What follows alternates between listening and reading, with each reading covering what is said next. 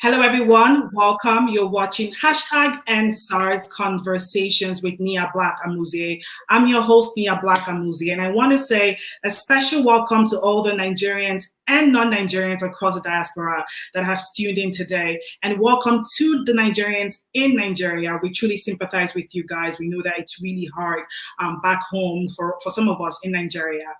You've seen it trending on social media, on Twitter, Instagram, on Facebook, #EndSARS, a protest that started out this month, October, to end police brutality in Nigeria. Police brutality specifically from the police division in Nigeria known as SARS, Special Anti-Robbery Squad, created in 1992 to deal with crimes associated with robbery, theft, and kidnapping, to name a few. On the flip side, SARS started brutalizing and killing innocent Nigerians, specifically youths, hence the peaceful protests all across Nigeria and the diaspora.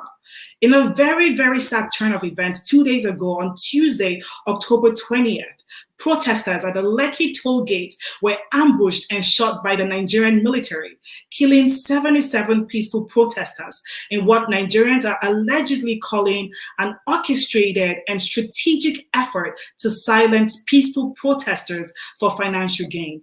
You've seen all the videos circulating the internet. The current state of Nigeria can be described as broken, if not mistaken. Nigerians are mourning the dead, and the country is in a state of chaos. Even with all of this that's happening, Nigerians are yet to hear from the president of the country, President Muhammadu Buhari. To address Nigerians today in Nigeria and across the global diaspora, I am very honored to have this special guest, former presidential candidate for Nigeria and political economist, Professor Pat Utomi. Welcome, Professor. How are you? I am good. Thank you for having me. We're so honored to have you. We have a lot of people joined in right now across the diaspora in Nigeria. So thankful to have you. I'm going to dive right into the questions. The first question is, what's happening right now in Nigeria is very heavy for everybody. You know, people are sad. It's just a crazy turn of events. How are you feeling about this? What's going through your mind right now? And what are your thoughts? Well, I feel it as a parent. I feel a lot of pain. I feel it as a statesman. I am anxious for the forebodings that these can bring our country. I feel it as, an entrepreneur who can think through what this means for enterprise. I feel it as a development thinker, because I know that the infrastructure that is going down in the reaction is going to cost a fortune to rebuild, and we don't have that money as a country right now. And so we are going to pay even more dearly for it. So it's like shooting yourself in the foot, in a manner of speaking. But let me say that today was predictable in some ways. The journey of nation building is in a straight line graph, as I like to say. In 1958, Nigerian leaders gathered in Lancaster House in London to negotiate a constitution for independence and move forward. As a very interesting Time magazine editorial on that meeting, in which they pointed to the challenges, the fact that if the delegation from Eastern Nigeria, for example, was in the elevator and somebody from the delegation from Northern Nigeria.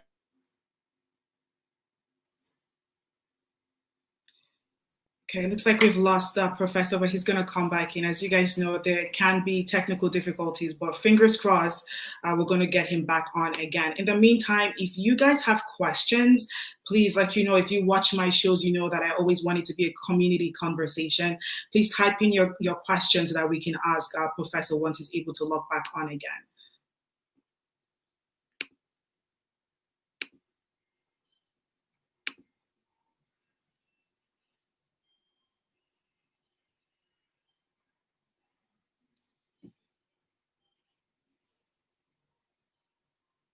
So as I said earlier, this is expected. Connectivity in Nigeria can be very, very unpredictable, but Professor will come back on again. I'm sure he's logging back on, so please be patient with the process. It's not an easy process.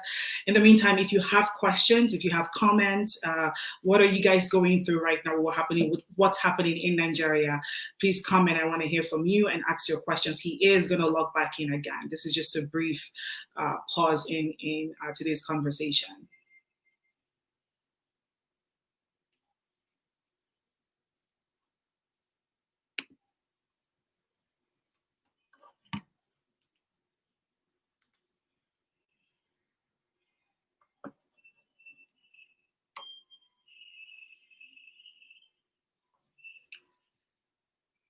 Yes, Uchedron just commented Nigerian network. Exactly, Nigerian network. But you know what? He is going to come back again. Give me 1 second. I'm going to just give him a quick call and we should be good.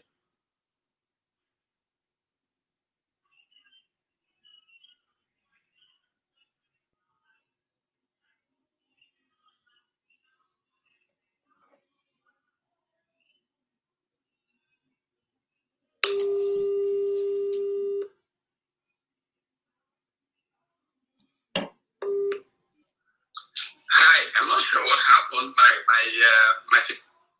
Yeah, so can you try logging back on again?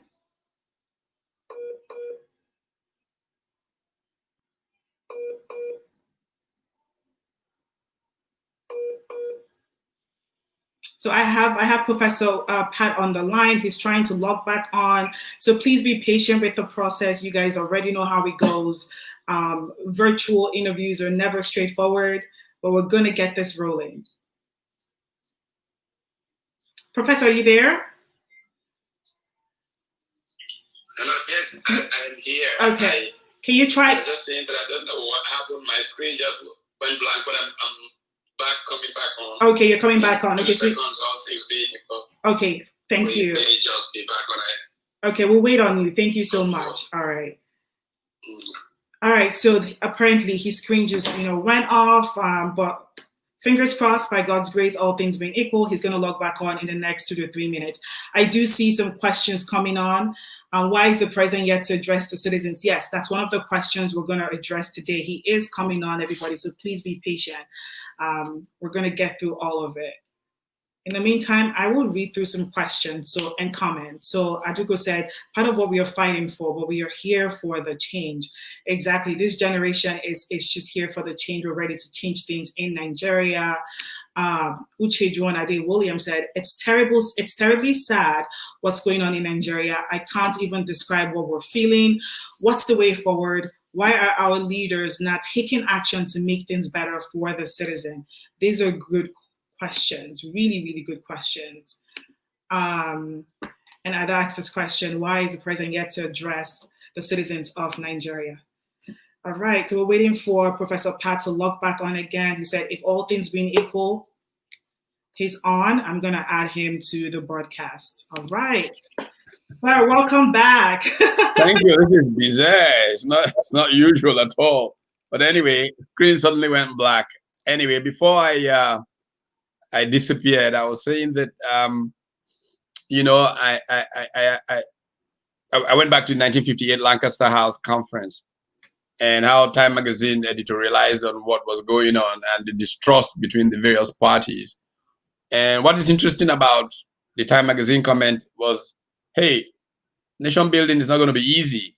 Learn that now, but it doesn't stop you from building a great nation.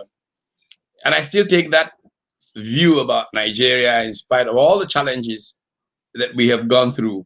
However, I said, as I was leading up to how did we get here, that I could have told anybody that we would be here, sadly, even though quality leadership could have prevented us from getting here. I have repeatedly through the years said that the way we were going, this moment was inevitable. I actually gave a specific, in 1999, an American called Robert Kaplan published a new book at the time, The Coming Anarchy. in which he projected that West Africa could descend into anarchy from a variety of cleavages that were pulling together ethnic, religious, economic cleavages. And he kind of sketched a location in Nigeria called Jos as a potential place from which not just Nigeria, but the whole of West Africa would descend into anarchy.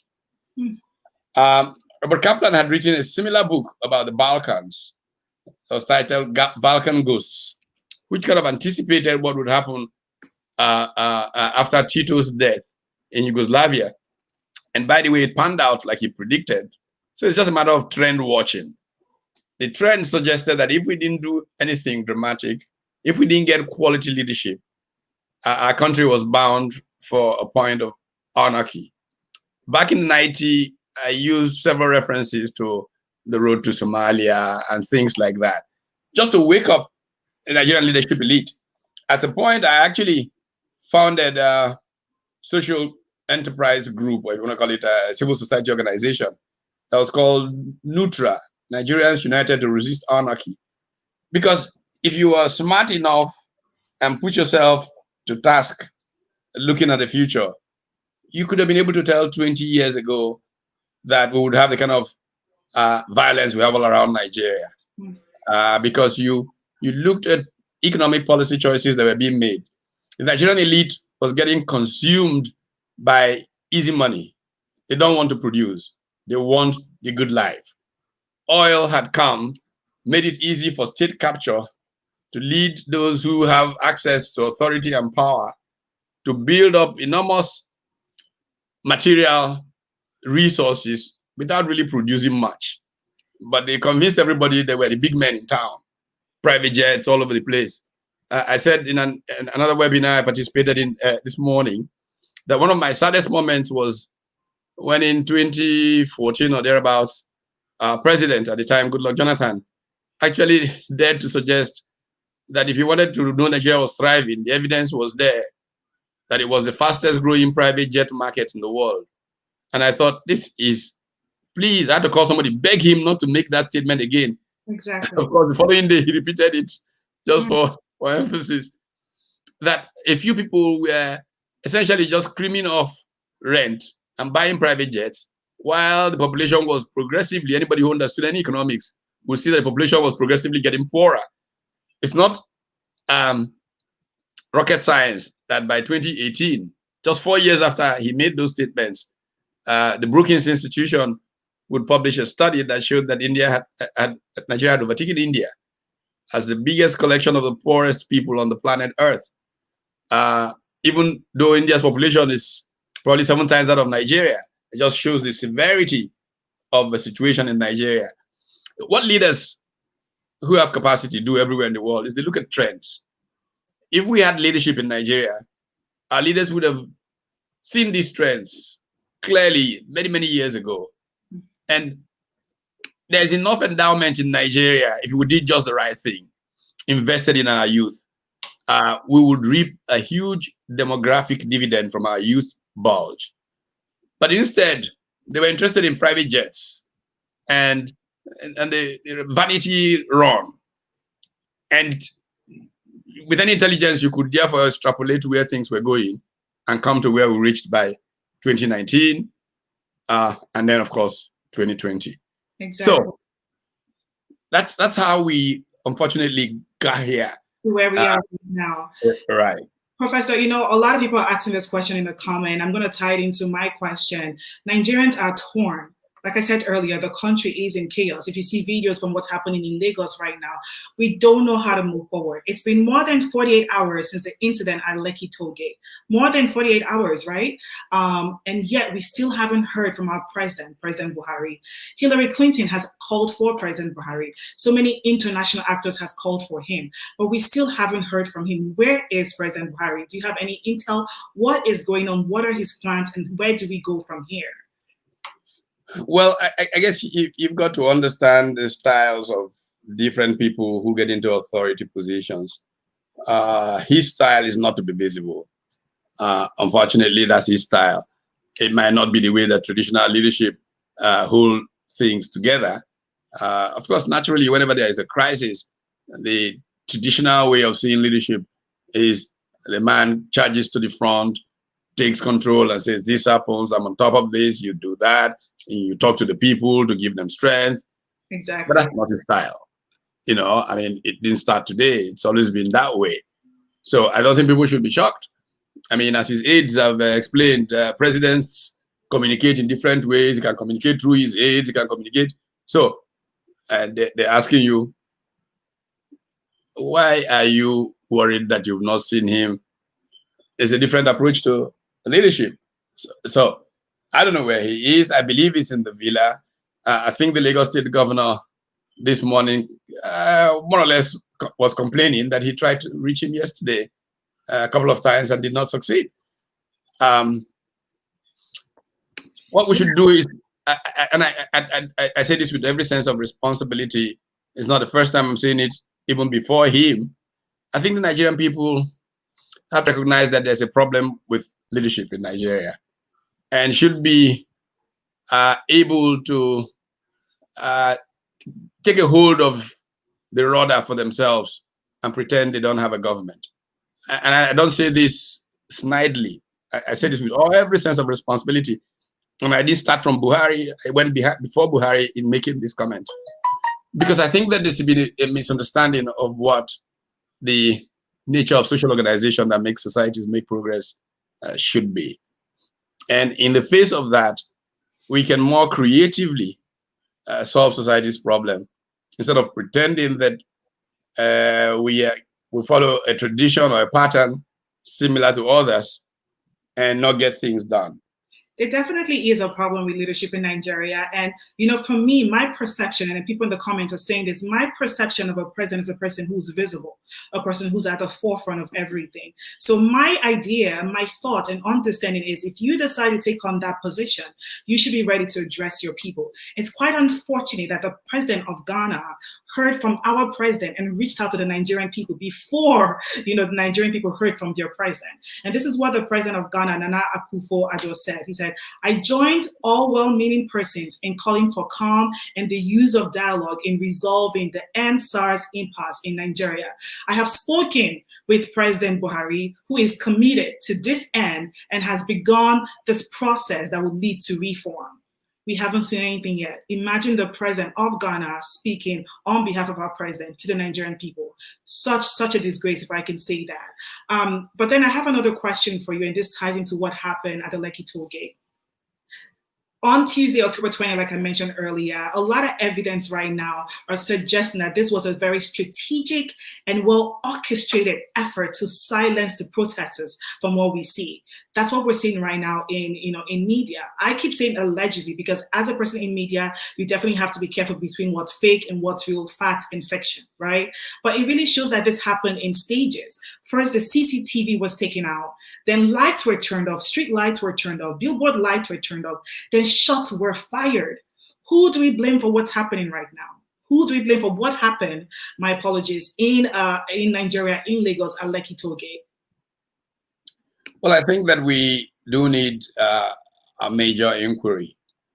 And I think that this should be global, there should be a global sourcing of the investigation.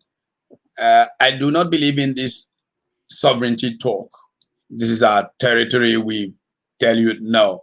I was one of those people who canvassed the idea of an international criminal court. I tell the story all the time about the presentation I made to the editorial board of the Christian Science Monitor in January of 1997, in which I was trying to get them on the side of the campaign for an international criminal court. They thought it was utopian, but less than 2 years later, it proved that I was more right than them because the Rome Treaty was passed. I argued that African institutions that I know of, but we're talking about a global this choice, are sometimes too weak to rely on for just outcomes. And that the nature of human solidarity is such that if we do not have supranational institutions that sometimes engage, we could create for the international community a bigger problem that real justice would have taken care of. And so I was very, very much in the forefront, asking for an international criminal court for two kinds of crimes. The crime of genocide, violation of people's human rights, as the current court focuses on. I called for a second court, which was an international criminal economic crimes court. Because I know that a lot of the economic mismanagement, which is deliberate, leads to genocidal kinds of outcomes. And I thought that those should be justiciable at the international level. I argue, for example, that what we typically call, and turning back to the French parliamentarian of the 1840s, Frederick Bastiat, who wrote the book, The Law, talks about legal plunder. You can run a national assembly that is consuming more of a national budget than education of the children of the country. And it is lawful, but it is legal plunder. I argue that it's a moral crime. It should be possible to prosecute those who run Nigeria's National Assembly in an international criminal court for legal plunder of that nature, which is a moral crime against. So these are the reasons I canvassed that second court. I didn't get that second court. I didn't get anything, but the world got the international criminal court that we know of today. Exactly. And so I think that the naked truth of the matter is that the collapse of culture in our country has created a situation where, for a crime as egregious as what I literally witnessed, because I could see it from my rooftop, that you need an international criminal investigation to be involved. I made reference in one of my remarks to the Nuremberg trials. There are orders that you take, which you should be held to account for, even though you were taking orders, whatever those orders are. I have no details to say this person did this or this, that. I just want to be sure that the path of justice is through and that the process involves more credible institutional arrangements. And in this particular case, an international judicial arrangement. Thank you for that response, Professor. Again, if you're watching, please share this. This is a conversation for Nigerians all across the diaspora, Nigerians in Nigeria. We haven't heard from any leadership so far that can really speak to the people, but Professor Pat has decided to come on this platform to speak and address to the people. I do have a question here I want to read to you in the comments, and I'm going to put it on the screen. From NO, he says, let's assume that the government agrees to the 545 mandate. Thinking beyond, what practical ways can the movement make in making transformational changes for this better Nigeria to come there? Is that what it's saying? Do you understand the question, Professor? Yes, I think I have a sense for it. Okay. I think that clearly we need to bear in mind that change will not come the next day. What is important is powerful signaling that suggests commitment to a process. I would like to see, look, one of the things that people who want to get legalistic say to you is, this is an elected government and da-da-da. Excuse me, on October 1, in trying to encourage healing in Nigeria, the NC Front, which I'm co-chair of, organized a healing summit of the elders of the land. And the idea was to bring together some of Nigeria's great statesmen over age 70, most of who were in their 80s, some in their 90s. Chief Ayo Adebanjo, Dr. Umar Ilazo, Alhaji Ahmed Joda. We've had 70 of them. 130 showed up, showed how it was burning in their hearts, this subject matter. And I was excited, literally to the ends of the earth, that there was such an interest in discussing what's gone wrong in Nigeria and how we can heal and move forward together. One of the things that intrigued me about comments I heard one after the other from these men, some of who were permanent secretaries 50 years ago, some of who were ministers 50, 40 years ago, was, okay, we need constitutional reform. Elijah Medjoda, who was the first speaker at the keynote, said we need to establish a constituent assembly now to replace the National Assembly, elected non-partisan to this constituent assembly. And so the question, I was playing devil's advocate. Hey, what about the people who are there now? And to the person, all of them dismissed the current order. So who elected them? So there is really a legitimacy crisis for the extant regime. There are many people who believe that elections have not been working in Nigeria, and that more recently they become more farcical. So for anybody to say, we're elected is really pushing the envelope. Nigerians don't find it credible. Nigerians don't think they were elected by anybody. They think they just doctor these things and elect themselves. This is why money has become so important for the pursuit of public position. You buy it, you cheat out away with it, and whatever you can do. I want to read the part 2 of that first question. And so Eno continues by saying, how can the leadership be overturned? Would there need to be years of civil unrest, much like what we saw in the Arab Spring? And again, we're not trying to create a coup d'etat against the government, but this is a genuine question because the people need response. Now, I think that if people who are in the, let's say, National Assembly are clever, they must be seeing the handwriting on the wall. It's hard when you take advantage. You have an advantage position. I mean, 500 years ago, Niccolo Machiavelli, writing The Prince, made this profound statement that's on top of my head. I never stopped quoting it. And nothing is more difficult to bring about than a new order of things, because those who profit from the old order will do everything to prevent a new order from coming about. And this is the more important part of it, statement, those who could profit from the new order do not do enough to make it happen, because man is incredulous in his nature, not wanting to try new things until there's witnessed experience of it. So people take the view that National Assembly cannot commit class suicide, as it were, throw away disadvantage of abuse that they have to give Nigeria something better. But I give an example of Brazil. One of my favorite academics turned politicians was a Brazilian academic called Henrique Fernando Cardoso. When I was in grad school in the US in the 70s, he was one of those I liked to dislike for a variety of interesting reasons. I loved dependency theory, which he represented. The dependistas, as they call them in Latin America, the thesis that it was dependence on economies of the North or the West that was underdeveloping those countries.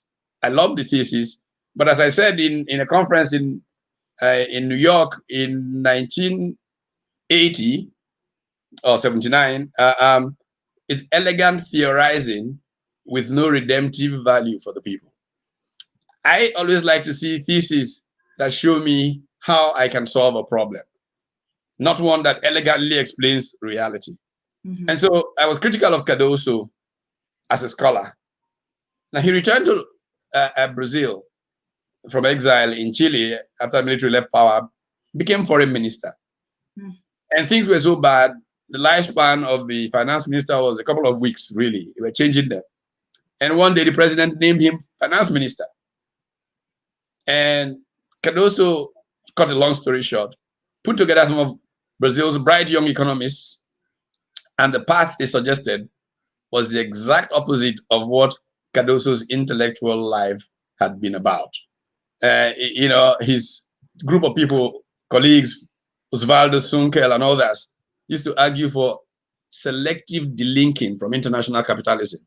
And these young kids, young, bright professors, many of whom were Milton Friedman students out of University of Chicago, said, look, for Brazil to go forward, it has to face globalization. And having promised them that he would do what's best for Brazil, Cardoso literally committed intellectual suicide. Wow. But Brazil was back. And that's what has taken them going forward. And Lula da Silva, he became president, of course, after that. So, and then Lula da Silva built forward. Professor, are you suggesting we need those kind of events to happen in Nigeria before we can move forward? Yeah, what I'm saying is if we have enough smart people in the National Assembly, they can say, look, if we continue this game we're playing, one day these young people will burn us in this institution, burn the place with us inside down. Let's save ourselves now by proclaiming a constituent assembly to review the constitution of Nigeria and create a new path going forward. In the new arrangements, I would insist a stronger place for younger people. I would insist a stronger place for gender. I'd like to see a cabinet that's 50% women. I'd like to see, I mean, those kinds of things happen that can take away most of these people who have lived on the gravy train in Nigeria and bring in new people, new thinkers. Exactly. Into the positions of public trust.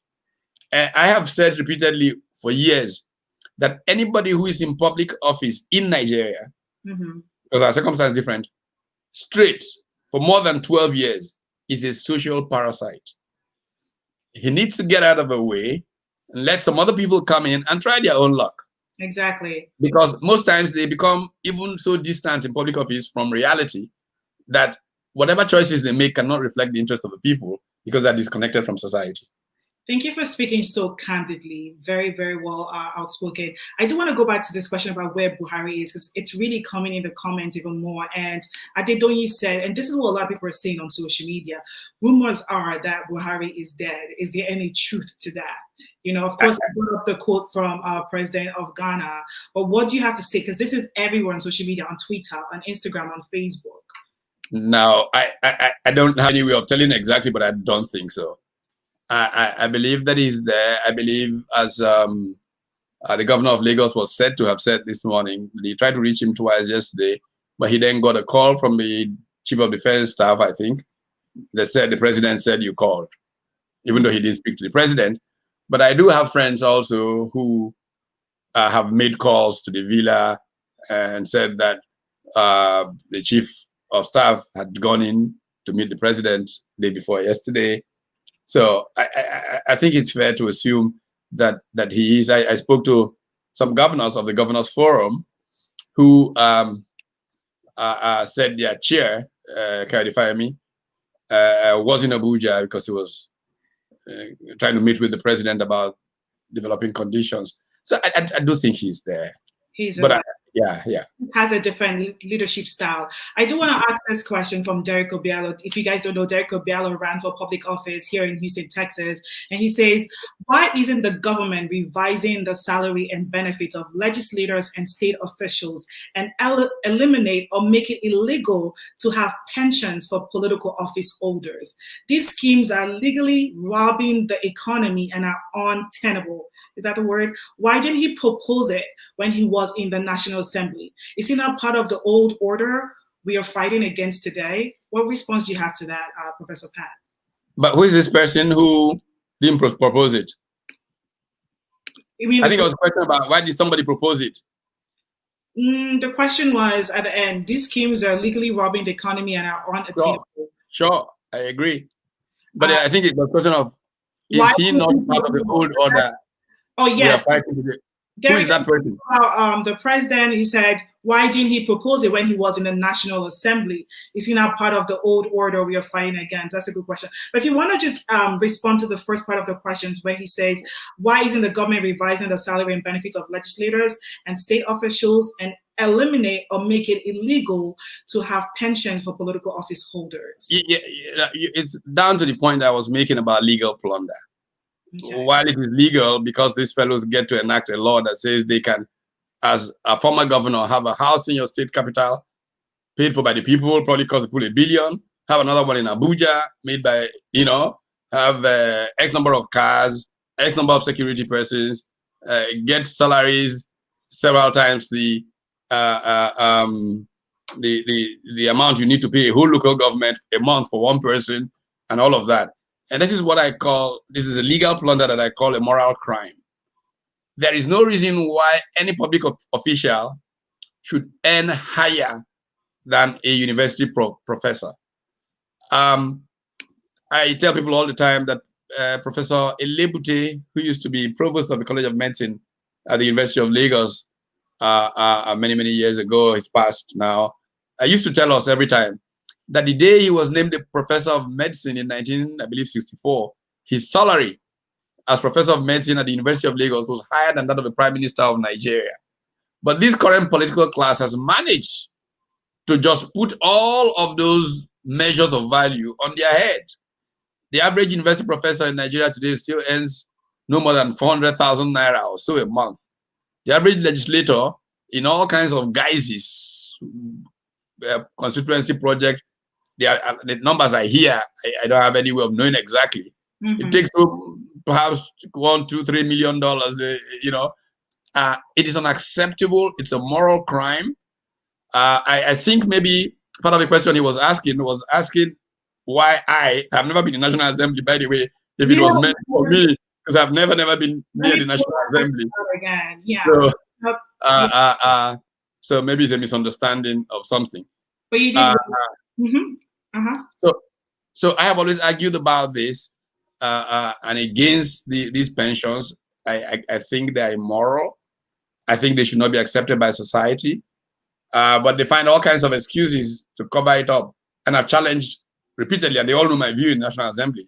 And whenever they run into me, any member runs into me one-on-one, they try to give excuses for themselves and say, oh, I have always said these things are wrong. But you see, the way the place is organized, if I speak up, I hear that all the time. I even have had proposals from them. A number of us who are different should be having meetings with you so that you can help us organize our. Hey, this is a personal responsibility. It's a moral cop-out to take those excuses. Shehu Sani was the first to reveal, actually, what was going on there. And of course, he paid a price for it because it's a cult. Very sadly, our country has been run in this state capture mode by cults of sorts.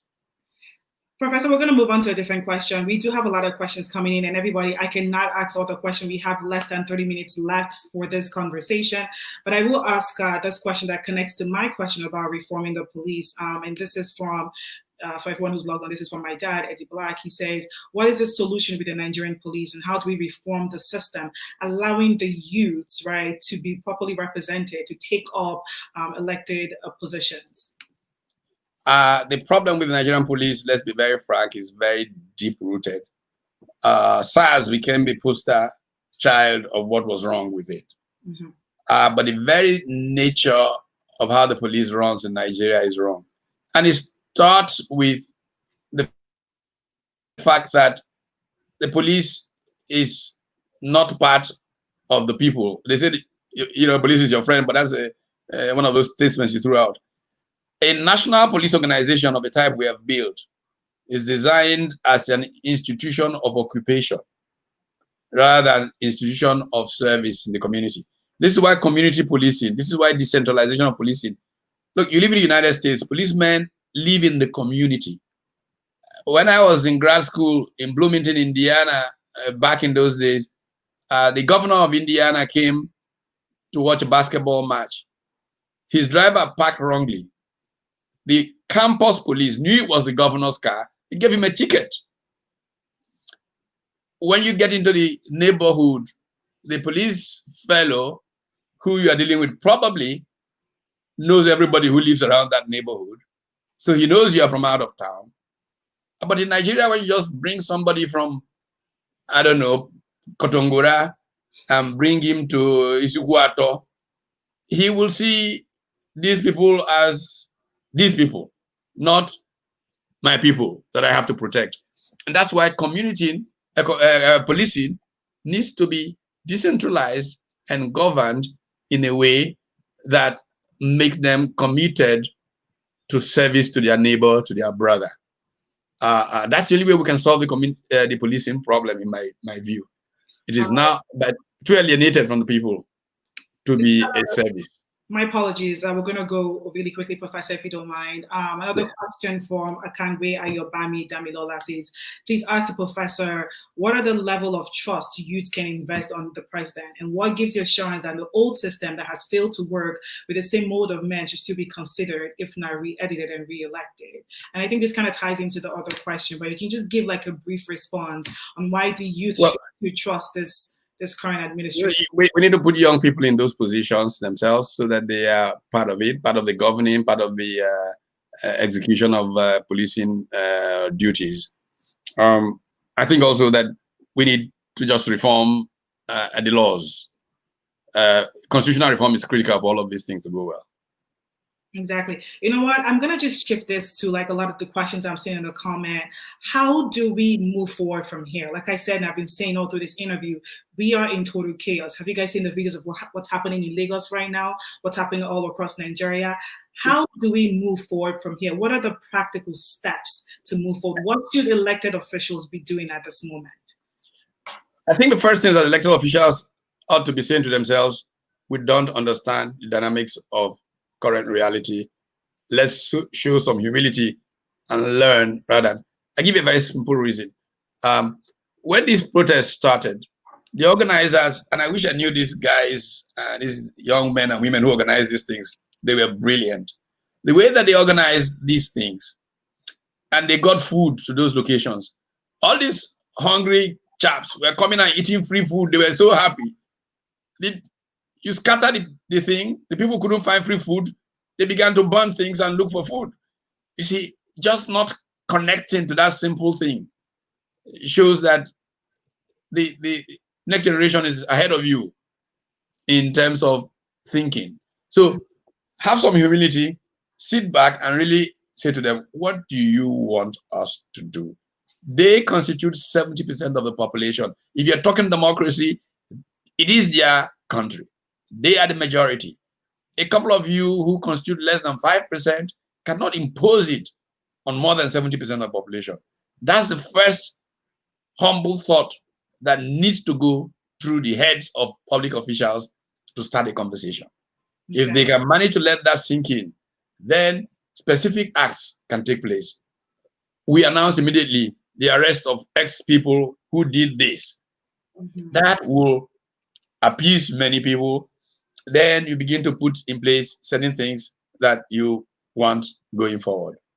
You know what? You said this in a recent interview on our channel TV, and this connects to one of the questions right now in the comment. You said this, and I quote, you said, authorities dealing with this matter need to be very careful. The youth of Nigeria have become a global tribe. They are all over the planet and they can run an asymmetrical war against public authority in Nigeria. In line with that, you've talked about what elected officials should be doing. So what should the youth be doing? Someone in the comments said, we need to start reaching out to the UN, give us UN information. So what are the practical things that we can be doing? People in diaspora who feel like we're stuck here, and people in Nigeria, what should we be doing to get our voices heard even more and to make sure justice is served? Well, I can encourage you to make your voice. I was a great admirer of a personal effectiveness guru called Stephen R. Covey. And I like to say that one of my great moments was sharing a podium with Covey, and his last book, I believe, was The Eighth Habit. It says it was the most important habit of the 21st century, helping people find their voice. You must find your voice. But like I've said also in some of the interviews I've given, it would be arrogant of me to assume that I can advise on how you can do that, seeing as you all have shown that you are more clever than me in the things you've done so far.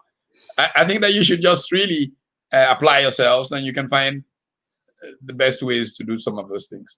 Okay, and then this also connects back to the question I was asking earlier from Adademia. She said, is there a way to contact the UN? But you've said here that we know better what to do. No, it's easy to contact the UN. You all can. I mean, the UN Secretary General has made a statement about what's going on right now. You get 500 Nigerians in New York stand in front of the UN with a few flags, and they'll be ready to call you in. The Deputy Secretary General is a Nigerian. Amina Mohammed is somebody that you can talk to. I mean, getting those people easiest of things. Yeah, and I have to mention the UN actually did speak against what's going on currently in Nigeria. This was published in Pulse News Nigeria, so please go out there and check all of the fact and information that's out there. There's a comment regarding to what you said about police reform, and after this comment, we're going to slowly wrap up for today. This is from Stephen Oyemeke. He said, "It will be very difficult to have a successful community policing in Nigeria. The country is so divided. People from the north were cheering the soldiers that killed protesters." And he goes on to say, Nigeria is so divided by ethnicity and religion. What comments do you have to that, Professor? I think that we're almost turning towards Chimamanda and the danger of a single story. That narrative of Nigeria is actually not true. And if there's anything that this NSAS organization or initiative shows, that it is not true. Nigeria is not as divided on ethnic lines as people like to think. The truth is that politicians exploit that very easy. Lugard started it under colonial rule, and Nigerian politicians kept. Look, most of these people all are struggling to eke out an existence, and they just want a decent place to raise their children, and they can appreciate the same things that are right, the universality of our values, our needs. Citizenship is about escaping, go back to the Greek model of the idiots at the base, people who think only of themselves, to the tribesmen, people who think only of people they have an affinity to, parochial basis, and then citizens. I think Nigerians are easy to inculture into citizenship if politicians can be prevented from trying to divide and rule them. So I'm not sure that I agree with him completely. I've been through, as a Nigerian, I was born in Kaduna, I was baptized in Jos, I lived as an infant in Maiduguri, I started school in Kano, most of my primary education was in Guzo, and then I went to secondary school in Onitsha and Ibadan, and university at Nsukka. So I know that you can be a complete Nigerian and not feel this ethnicity thing the way that people make it out. It's just that people play it up and use it to run one against the other. So, Professor, I did think that was going to be my final question, but I do have one unifying question I want to ask you. And I feel like I echo the thoughts of the youth all across diaspora and in Nigeria when I ask this. What are the practical steps? How can we go and take up elected offices? How can we run for office? And not even just so much so how, because it is so difficult in Nigeria. Whenever you talk to anybody about possibly running for office as a young millennial, they say, don't do it. You're going to get killed. So how do we create a space for ourselves in politics? You have everything to make that happen. First of all, and I'll give you a small example of a place like Kano. For a long time, Kano had one-term governors because the youth of Kano refused the electoral process being abused. And they would position themselves, guard the ballot boxes, prevent the politicians from rigging. They were successful for many years. They seem to have started failing recently. It is possible using the technology that you are all familiar with to say, first of all, we are the majority. There are more of us around. Create the messages that take the best of you into public office, organize for them using the technology available to you, and then insist on the technology to prevent the rigging that is taking place currently. I know one of you younger people, Christian Elemele of Restore Niger. I talked with him. They have been working on and pushing for electronic voting of a type that will make it less easy to rig elections. Mm-hmm. You create those conditions and you all will win the next elections. I don't see why not. Okay. You make it sound very straightforward, Professor. It takes hard work. It takes hard work. There is an addition to that from Chi. She said, we need to get these old folks out of power. And I think that a lot of people share that sentiment. But I do have some comments coming in. I did respond to your question about trust, right? So I think we responded to that. Ike Amuze has a question about what advice will you give governors in the affected area? We have talked about that. I don't want our professor to keep repeating himself. Please go back and watch this video if you're just joining. All right. So Professor, you wrote a message out to all Nigerians. You posted on your Twitter. You actually sent to me directly as well. And I want to read this excerpt from the message because I feel like it's very unifying. And with that, I'm going to just transition into you giving us your final words. Give us a message to heal and to hold us tight together in these very, very sad times. And so here's an excerpt from the message you sent out to everybody. You said, to think they are foolish, that's to youth. To think they are foolish is a more foolish position. If at 27, I was in a presidential advisory position, and I know many of these young people are smarter and were more so at 24 than I was at 27. What arrogance to imagine that I should advise them. All stakeholders, including government, must listen to them and act with dispatch to breach the trust deficit between the state and society. Let the 5-for-5 agenda of the youth get full play and draw action. So you are in support of the youth. You are in support of the 5-for-5 agenda. Just give us some final words to kind of close this out, some unifying words for the Nigerian people at this time, because people are heartbroken, people are sorry, the economy is just total chaos, as I've said over and over again. What final words do you have to unify all Nigerians together at this time? Blood is very precious. And very, very precious Nigerian blood, the blood of its youth, has been shed. We owe it as a duty to tomorrow to make sure that this kind of thing not happen again. And so we need to be dedicated to the building of institutions that set those boundaries such that people do not go outside of those boundaries without severe consequence.